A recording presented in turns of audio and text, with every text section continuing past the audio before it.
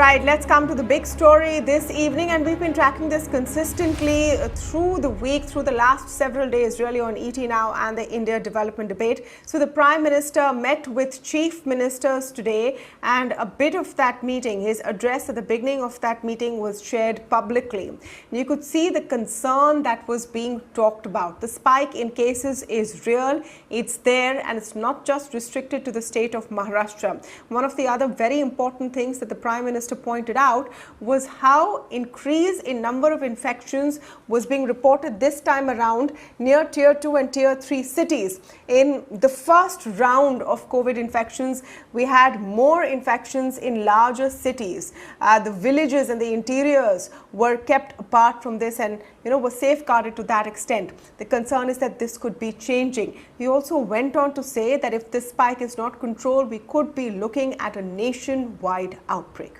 Listen in. जहां जरूरी हो, और ये मैं आग्रहपूर्वक कहता हूं, माइक्रो कंटेनमेंट जोन बनाने का विकल्प भी किसी भी हालत में ढिलास नहीं लानी चाहिए। इस पर बड़े आग्रह से काम करना चाहिए। जिलों में काम कर रही पैंडेमिक जो रिस्पांस टीम्स को कंटेनमेंट और सर्वेलेंस एसओपीस इसकी रीओरिएंटेशन की आवश्यकता हो, वो भी किया जाना चाहिए। फिर से एक बार 4 घंटे 6 घंटे के लिए बैठ करके चर्चा हो, हर लेवल पे चर्चा हो, सेंसिटाइज भी करेंगे, पुरानी चीजें याद भी करा देंगे और गति भी ला सकते हैं। और इसके साथ ही टेस्ट, ट्रैक और ट्रीट, इसको लेकर भी हमें उतनी ही गंभीरता की जरूरत है जैसे कि हम पिछले 1 साल से करते आ रहे हैं। इस बार हमारे टियर 2 और टियर 3 शहर जो शुरू में प्रभावित नहीं हुए थे, उनके आसपास के क्षेत्र प्रभावित ज्यादा हो रहे हैं। देखिए, इस लड़ाई में हम सफलतापूर्वक बच पाए हैं, उसका एक कारण था कि हम गांवों को इससे मुक्त रख पाए थे। लेकिन टियर 2, टियर 3 सिटी पहुंचा तो इसको गांव में जाने से देर नहीं लगेगी और गांवों को संभालना हमारी व्यवस्थाएं बहुत कम पड़ जाएगी। All right, so there are 2 questions now. One, we know that the cases are spiking. We have so far been told that this could be because of 2 primary reasons. One is, of course, as usual, saying that citizens are not keeping up COVID-19 protocols. It's all, gone with the wind, and everyone's being very careless. The second is that there is a concern there could be fresh mutations doing the rounds. There is no clarity on what exactly is happening on this second point. The question that we are raising now is one that we've been talking about over the last few days, but it's become pertinent and imperative now.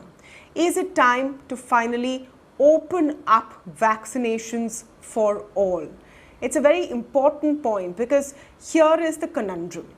Can you really open up vaccinations for all without ensuring that there is equitable distribution of vaccines, especially for those who are most vulnerable? So that's people with comorbidities and the elderly. Have we made sure and done enough that vaccinations have reached this segment of society, even in the interiors of the country? If we open up vaccines for all, how will we ensure that those who are more well off and perhaps employees of large private companies don't corner most of the vaccines? All of those moral questions are very valid. But can we afford to overlook what we're seeing right now in the rise of these spiking cases, which are increasing at a fairly scary rate? That's the question we're asking this evening, and I have with me Dr. A. Velumani, Chairman CEO of Thyrocare. We have Viren, Shetty, ED and Group CEO of Narayana Health. Dr. Suneela, Garg Task Force of the Lancet Commission, is also with us on the show. Welcome to all of you, and thank you so much for speaking with us this evening. Dr. Velumani, I'd like to begin with getting your take because, I've been speaking with you consistently over the last 1 year, and you have always been talking about 2 things. One, about how India's young population has protected us to some extent, so deaths have been relatively lower. And the second, more recently, you've been talking about how herd immunity has probably kicked in with high prevalence of sero-survey studies.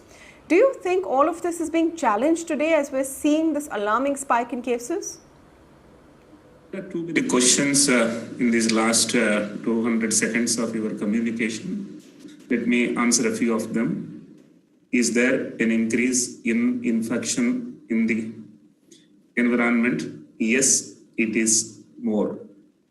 Is it because of a second wave? I don't think it could be called a second wave because for the last 10 days, it has been more or less remaining the same. Next one is, why did it come down? It came down because there was a kind of immunity, herd immunity, which was supporting, and the virus had not become tired, weak, or going to die. It's going to be around. So it was controlled, tight control, too much control. Then Mumbai trains are opened. You know how serious is that a train compartment carrying that many hundreds of passengers, not even 20 centimeters between nose to nose. So having said that, it has increased. Earlier it looked it has decreased because we used a rapid antigen test which had only 2%, 3% positivity, when RT-PCR was having around 10%, 12% positivity. Having said that, numbers have gone up in infection. I don't think number of deaths have gone up. So I personally feel you can't defeat the virus by putting the virus below the carpet. You have to face it. We are facing it. This many number of infection is a worry, but not increasing the number of deaths is supposed to be keeping us little cool in the sense not to get panicked, but at the same time, we need to be extremely careful. I want to also answer to one more worry. Is vaccination adequately done? I see we are sending to other countries much more than what we are consuming. Is it not adequate vaccine? Or still private has not been proceeding to vaccination? Lot of questions need to be addressed. My personal opinion, all those who want vaccination are not getting it.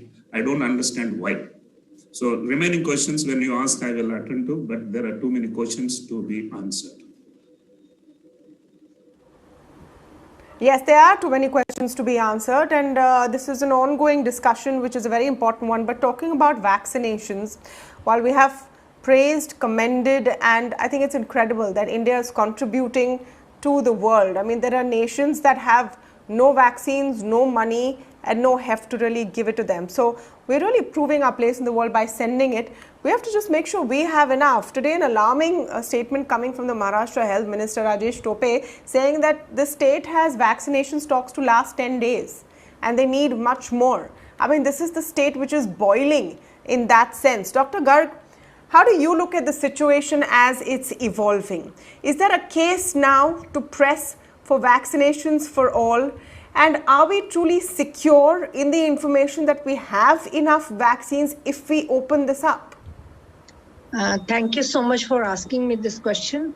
As far as today we are concerned, we have got not only Mumbai, we have got 70 districts.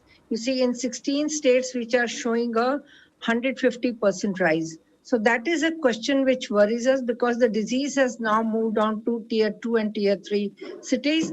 And our concern is that it will move on to rural areas. Now, your second question is that so the situation is worrisome. We need to be kind of, as Prime Minister also focus upon that we need to focus upon the containment strategies. Yesterday also we discussed that it is important to focus upon rapid response teams at the district level, where we are going to focus on testing, treating and tracking. That is, these are 3 T's are very, very essential.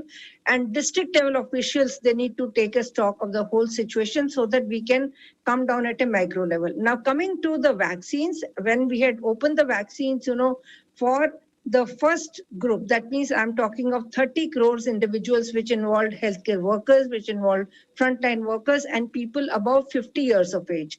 we are sufficient in vaccines. It's only, when the state will say that we are having stock of 10 doses and 10 days and all that, the vaccines are being replenished every time. We have no shortage of vaccine. We are having vaccine nationalism, let me tell you that.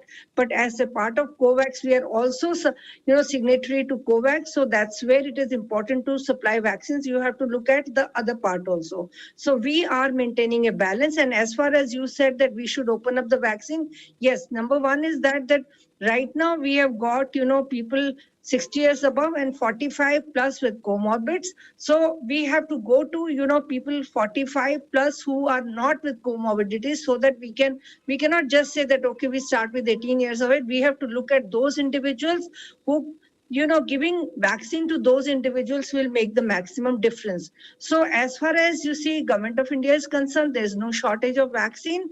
And we are, our other concern is also when the booths, they need to be looked at the micro level, how many people are attending for the vaccination. So somewhere, you see, I feel that there has to be a meeting at the level of immunization points also, as to how people can be mobilized immediately so that, they can come forward and take the vaccine. Because today there is an issue of vaccine wastage also, because 10% of the vaccine wastage, we cannot afford to do that also from 3 states, which has been already brought out.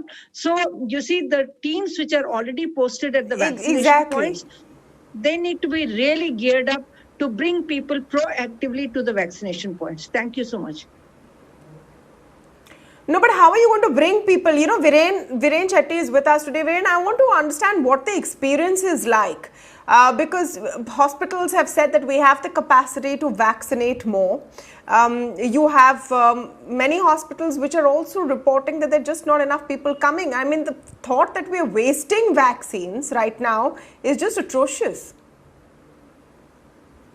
Just not that we're wasting vaccines, it's just that in a hospital of ours in Bangalore, for example, we have 2,000 beds. We've dedicated about 40 rooms for doing vaccinations. At the peak, we did 2,500 vaccinations per day. This was on our own staff. But when it comes time to opening it up to the public, there are a couple of things that are going as per process. So it has to be done within a center. It has to be 45 to 60. You need comorbid conditions. You have to come with a signed doctor's certificate. You have to use some app that hardly works half the time.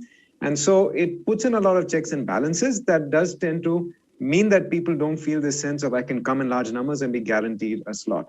So there are many ways it can be opened up. It can be opened up literally by opening up. You don't have to vaccinate inside a hospital, inside an air-conditioned room. You can vaccinate out in the open. In most countries in the world, they're vaccinating people in car parking lots. There's absolutely no reason why someone can't just drive up, stick his hand out the window, get vaccinated, wait in the parking lot and leave. So there are innovative things we have to do as a country to really open it up in a big way. Chief among which I would say is maybe don't put so many conditions on the kinds of people that are eligible for vaccination, because it introduces elements of doubt. If you say 45-year-old, just make it 45-year-old. And if there's a supply chain problem, allow companies and hospitals and large institutions and corporations to buy the vaccine directly from the manufacturer. You can fix the price, we can take care of the supply chain issues. We are a large company, we're mature enough to handle a supply chain for our institution. I'm sure we can manage a vaccine supply chain. So there are just a few things that possibly could happen as we get more comfortable and used to the idea. It's just a question of unlocking it as time goes by. Yeah, the question is, do we have that time? Dr. Suneela Garg wants to come in. Yes. Yeah. In addition to what Viren has said, you see, my concern is now tier 2 and tier 3 cities, and particularly in rural areas where we don't have that kind of facilities where we can open up, people can drive in cars and all, and already under communication strategy. Only thing is we have to adhere to the communication strategy which has been worked out. That means people, our not only healthcare workforce, which is already, we have got a very strong healthcare workforce which is working for rural areas, and they have been given the responsibility of identifying people. They need to bring people to the vaccination points, number one. Number two is there is an important role of Panchayati Raj institutions in rural areas and, in municipalities in urban areas, including resident welfare associations. So somewhere I feel that there has got to be 360-degree mobilization, because everything does not fit to everybody. place, because India is very diverse.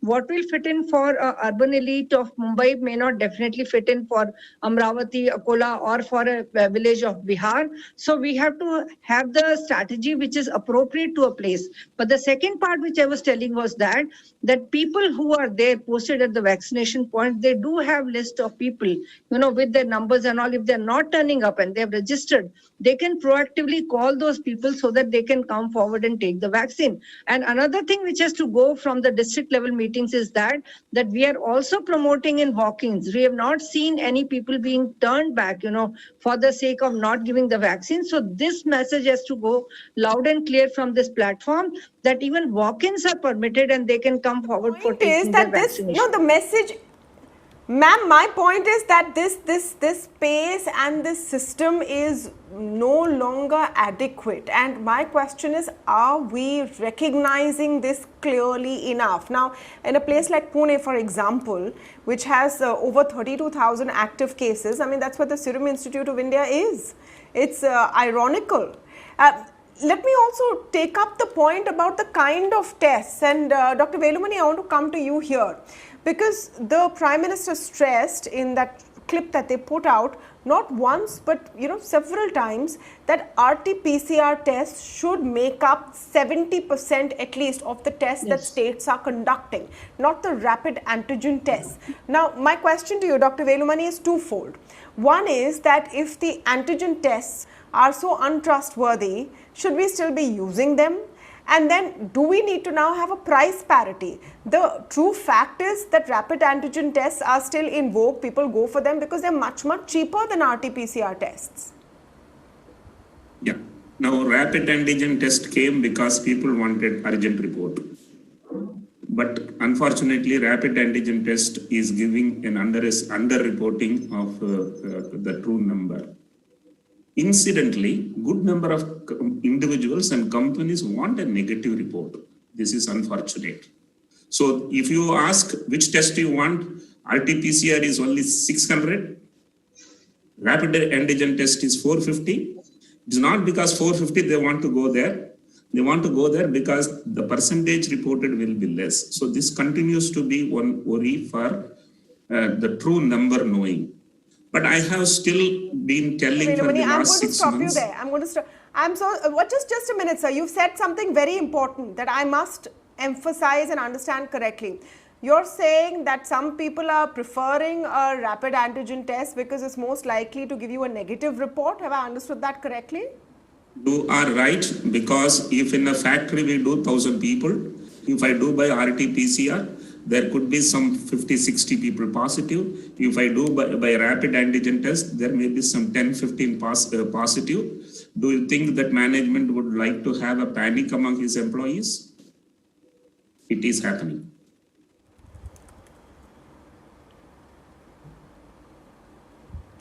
Wow. That's shocking. That's shocking, really. Then let me reiterate my question. In that case, should we right now encourage a test which is clearly so faulty? Let's get rid of the rapid antigen. We want to figure out the problem and fix it, right? You are absolutely right. In fact, it's the right time to call off this rapid antigen test and to say RT-PCR should be done. In fact, in airports, they don't accept rapid antigen test. They want RT-PCR test. But if I tell that, I would be told he's running his own laboratory, so he is talking for the RT-PCR. Coming back to vaccination, I have been telling, if we don't vaccinate, the virus will do. Today, if you see the number of cases have gone up, virus is very busy. Virus is not asking for symptoms and comorbidities and asking you to wait and asking you to book in an app. Trust me, I have done 1 million RT-PCR tests. They didn't recognize me as a healthcare worker. Fortunately, I am 60 plus, so I could get vaccinated. There are plenty who want vaccination and it is not given to them. There are plenty for whom vaccination is forced. My employees who are less than 30 years age, they are not going for vaccination. So there is a great difficulty in convincing them. There is another difficulty in getting for those who need it. I think something seriously have to be looked into. Only 3% of the Indian population has been vaccinated for the last 30 days or 25 days. When are you going to vaccinate 100% second time? It's too late, too slow. We need to gallop. Yeah. Viren, I want to highlight the concern of what is happening outside the big cities. In that sense, we've been pretty myopic and it's worked out fine because so far the infections seem to be centered in larger areas, but that's no longer the case.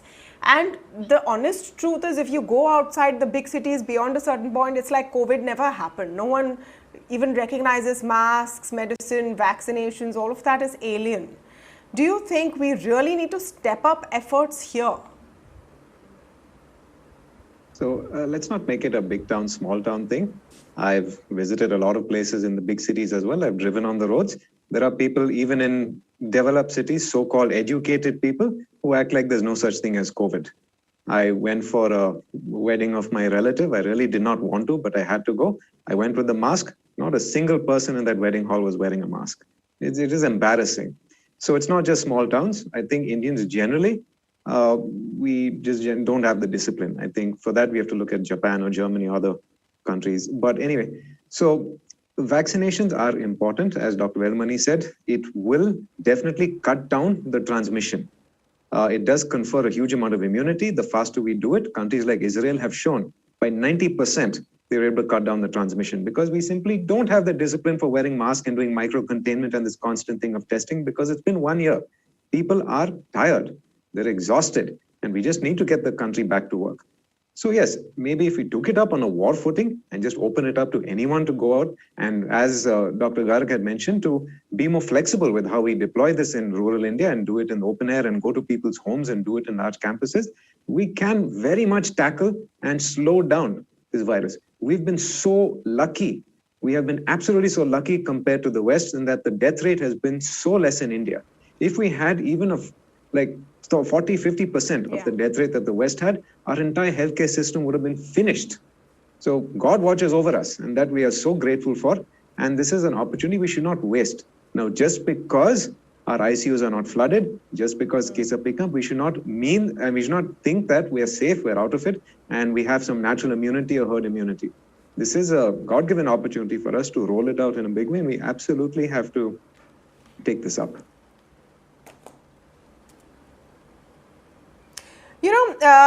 Dr. Garg, I just want to put it out there, and Viren, by the way, you have the perfect excuse now not to attend weddings.